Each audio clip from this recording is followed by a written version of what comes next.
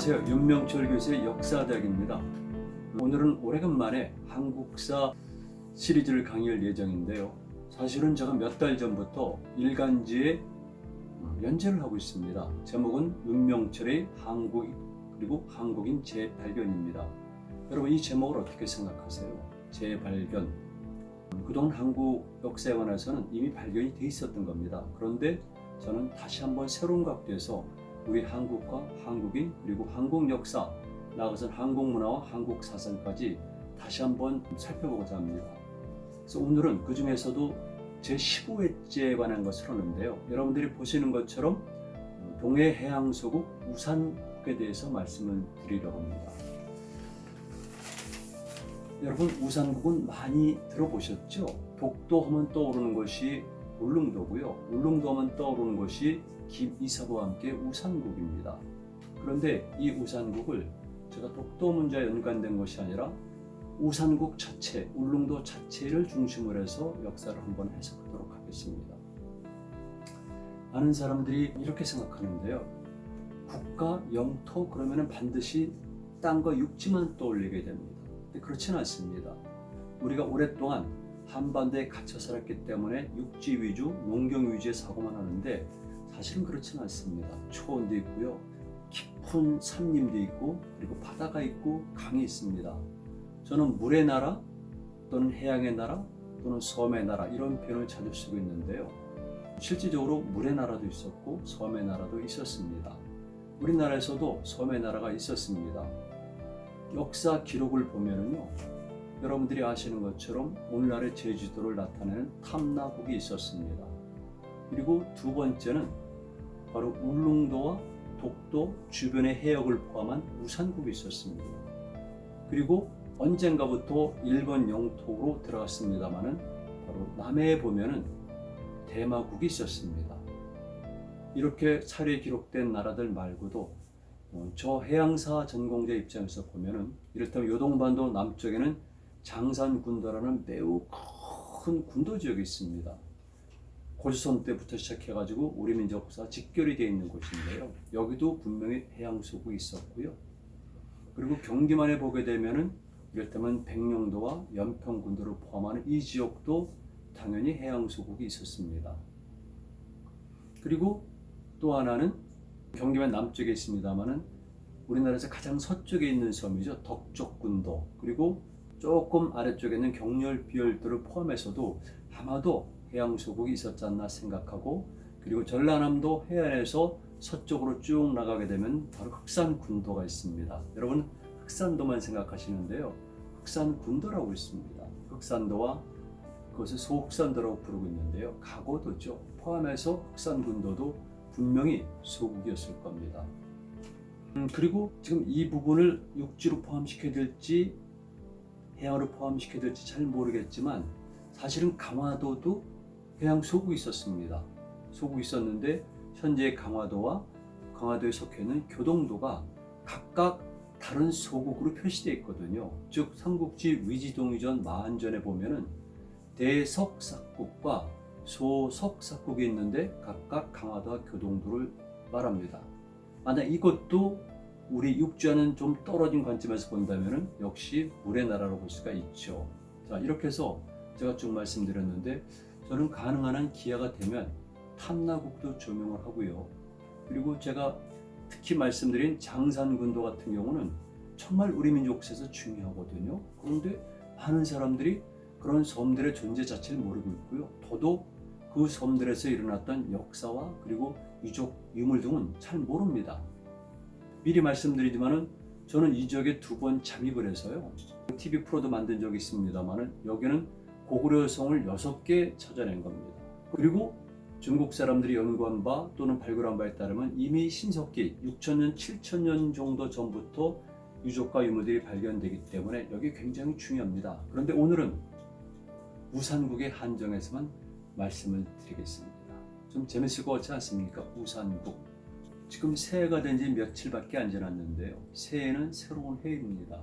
그때 해는 우리가 말하는 1년도 되지만 해를 뜻하기도 합니다. 우리 민족은 유달리 해를 좋아했어요. 그래서 우리 민족은 특히나 가장 동쪽에서 떠오르는 해를 향해서 온 집단이기 때문에 해에 대한 각별한 애정을 갖고 있고요. 해를 신성시했던 겁니다. 그러다 보니까 나라 이름이라든가 또는 산 이름이라든가 강 이름이라든가 또는 족의 명칭이라든가 등등의 해라는 것이 많이 들어갑니다. 그런데 그 해가 떠오르는 것이 어디입니까? 동해거든요. 그러니까 우리 민족은 원래 여기 살았던 사람들도 있지만 해가 떠오르는 동쪽을 향해서 끝까지 온 사람들이 모이는 곳이 바로 우리입니다. 그런데 그 동쪽에 해가 떠오르는 곳 한가운데 있는 것이 거의 유일한 섬이 바로 울릉도죠. 물론 울릉도에서 더 동쪽으로 88km 가면 독도가 있고요. 거기서 또 한참 가면은 일본 열도에 속한 오키제도가 있는데 오키제도를 빼놓고 나서는 이 동해에서 유일한 섬은 바로 울릉도와 독도가 되겠습니다. 동해 굉장히 넓은 곳이죠. 정말 넓은 곳인데 이상하게도 한국 사람들은 동해를 잘 모르고 있습니다. 제가 잠깐 보여드릴게요. 우리가 동해 그러면은 보통 두만하구부터 시작해가지고 이렇게 부산 가까이까지를 동해를 생각하는데 실제로는 그렇지 않습니다. 동해는 우리가 말하는 남해를 포함해서 이렇게 전체를 지나서 어디까지냐면 바로 쭉 올라가면은 이렇게 타타르의 끝에 여기까지를 동해로 봅니다. 그래서 연해주 북쪽 끝과 사할린이 만나는 요 좁은 해협까지, 요 해협까지 전체를 우리가 말하는 동해라고 그러는데 107만 평방킬로미터, 어마어마하게 큰 거죠. 그리고 이 북쪽에서 남쪽까지 길이는 무려 1700km, 그리고 폭도 넓은데요. 서쪽부터 동쪽까지는 1000km입니다. 그러니까 동해는 너무나 넓기 때문에 여기는 망망대해고 이쪽을 전체를 항해한다는 것은 항법상으로 매우 어렵습니다. 그러니까 원양 항해를 할 수밖에 없는데요. 때문에 사실은 우리가 말하는 서해라든가 흔히 말하는 남해에 비해서는 훨씬 더 항해 조건이 어려워서 비교적 늦게부터 이 동해를 이용하는 항해가 있었던 겁니다. 이 가운데 있는 섬이 지금 여러분들이 보신 것처럼 울릉도입니다. 넓은 섬이죠. 18만.2평방킬로미터라고 그러는데 큰 섬입니다.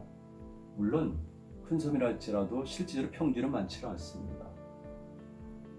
그리고 바로 여기 독도가 있죠. 이 망망대해 한가운데는 울릉도에는 언제부터 사람들이 들어가서 살았을까? 궁금하지 않습니까? 만약 고고학적인 유물이 없었다면 많은 사람들은 에이, 뭐 조선시대 때 들어갔겠지, 그렇게 생각하는데 잘못된 겁니다. 인간은 그런 존재도 아니고요. 특히 우리 민족은 그런 존재가 아닙니다. 일찍부터 이 지역에 들어갔는데 다만 현재까지 발견된 유적과 유물을 보면은 저로서는 아쉬운데 BC 3세기 전부터 사람이 살았던 유물들이 발견이 되는 겁니다. 우리나라 토기를 보게 되면 신석 시대를 거쳐가지고 그 다음 시대로 오게 되면 무문토기 시대가 되는데요. 무문토기들이 여기서 발견이 되고 있습니다. 그러니까 이때부터 사람들이 살았네. 그리고 이제 그 이후에 조사한 바에 따르면 고인돌도 발견했거든요. 고인돌은 사실은 꼭 시대가 일정하지는 않는데 고인돌의 대표적인 것은 지금부터 한 2000년 전부터 고인돌이 만들어졌고요.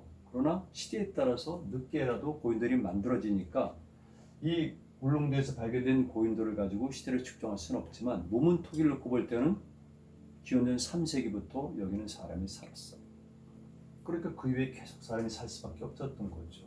제가 나중에 말씀드리지만 여기는 사람이 살 수밖에 없는 그런 자연 환경인 겁니다. 그리고 언제부터 사람이 많이 살았냐면은 신라장군 이사부 아시죠? 여러분들이 아마 독도 노래를 통해서 이 신라장군 이사부는 잘 아실 텐데요. 제가 재미있는 말씀 하나 드릴게요. 이사부의 성이 무엇인 줄 아십니까? 이사부의 성. 사람들은 의아하게 생각하죠. 아니 이사부의 성은 이씨인데 왜 물어볼까?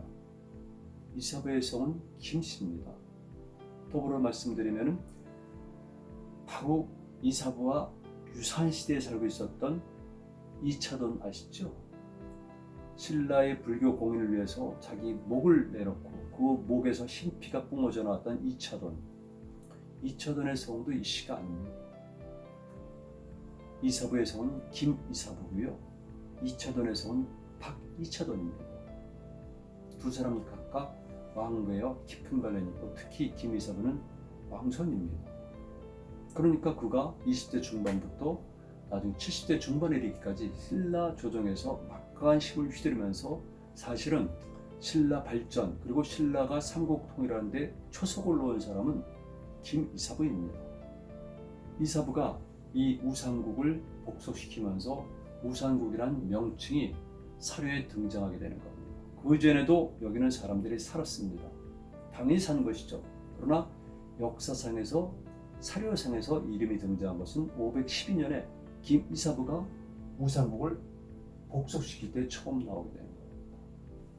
신라는 6세기에 접어들면서 질적인 변신을 피하게 됩니다. 그 전까지 신라는 굉장히 약소국이었거든요. 많은 사람들이 신라는 일찍부터 우리가 알고 있는 경주를 중심으로 해서 큰 나라라고 오해하고 있습니다. 그러나 신라는 신라 자체도 통일이 안 된 상태였던 겁니다. 그러니까 많은 소국들로 이루어진 것인데요. 어떤 일이 생기냐면 399년도에 고구려가 이렇게 쭉 남쪽으로 진격해 내려오지 않습니까?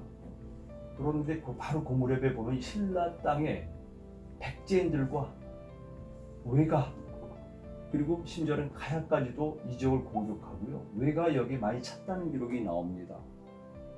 그래서 신라에서는 광개토장이 평양에 내려왔을 때 이렇게 사신을 파견해서 요청을 합니다. 우리 신라를 구원해 주십시오. 그래서 광개토장이 얘기를 하죠. 걱정하지 마라. 내가 곧 군대를 파견할 것이다. 그리고 그 다음엔 400년에 무려 5만의 병력을 파견한 겁니다. 5만의 병력 그러면 대단한 것 같지 않죠? 대단한 겁니다. 이 북쪽 전선에서 유목민족들과 중국의 한족과 싸울 때 5만 명은 아주 대단한 건 아니지만 이 한반도 지역에서 5만 명의 병력이 내려간다는 것은 그건 상상을 뛰어넘는 거거든요. 여러분들이 잘 알고 있는 전투를 보면요, 몇천 명 동원하는 거예요. 그리고 거기 기마군단이 어디 있었습니까? 몇 마리지요. 다 보병으로 이루어졌죠. 막강한 기마군단을 거느린 고구려의 병사들이 보병과 기병 합한 5만 명의 병력이 치고 내려오는 겁니다. 내려와서 여기 있었던 외를 쳐내고 그리고 심지어 부산 지역까지 내려가는데요. 그런 과정 속에서 신라는 일단 한숨을 돌렸지만 당연히 고구려의 복속국 상태로 들어가는 겁니다. 굉장히 심각합니다, 사실은. 그 이후에도 고구려가 직접 내려다 보니까 많은 사람들이 제 글을 보고 놀라는데요. 광개토장의 뒤를 이은 장수왕 때 보게 되면은 고구려가 현재 경상북도의 도청 소재지죠. 안동도 고구려 땅입니다. 그리고 안동에서 쭉 내려오게 되면 여기 청송 있죠, 울진 있죠. 여기 전부 다 고구려 영토가 됩니다. 그리고 481년에는 포항시내 외곽까지 장수왕이 공격하지만 이때는 실패합니다. 그래서 기본적으로 포항 위쪽 이 영해까지가 고구려 영토였던 겁니다. 이렇게 신라는 고구려에서 강한 압박을 받지만 상대적으로 구원을 받기도 하고, 고구려가 내려오면 그냥 내려옵니까? 엄청나게 많은 군사 무기를 가지고 오겠죠. 그 무기를 신라에게도 전달하겠지만 그 무기를 모방을 하면서 신라의 군사력이 팽창하는 겁니다. 그러니까 기마 문화가 생기게 되는 거죠. 그리고 또 고구려의 뛰어난 문화가 신라에 전달되기 때문에 그때부터 신라가 문화가 발전하는 겁니다. 백제도 마찬가지인데요. 백제, 가야, 신라 이들은 고구려의 문화에 영향을 받아서 군사력이라든가 아니면 일반적인 문화가 발전하게 된 겁니다. 그러나 신라는 자구책을 강구하게 되고 특별한 사람들이 리더가 되면서 신라의 발전 정책을 취하고 그들은 북상을 시작합니다. 그래서 점차 해가지고 바로 여러분들이 보시는 삼척, 강릉 이런 지역을 차지하고 여기다가 주를 설치합니다. 그래서 실직주, 하슬라주를 설치하고 여기에 처음 파견한 관리교 누구냐면 바로 김이사부입니다.